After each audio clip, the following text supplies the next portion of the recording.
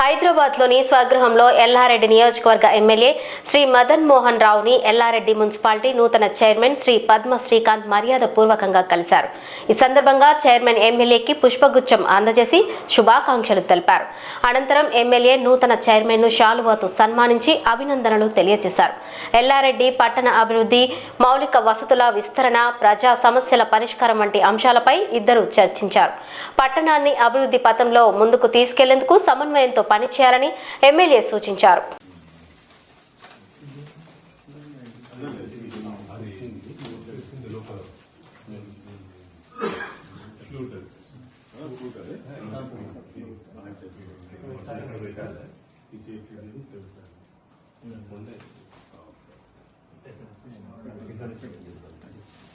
అక్కడ పెట్టు box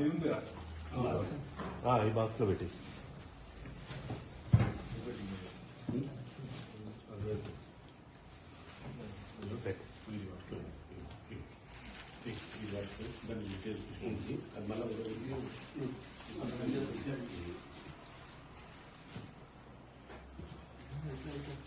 right.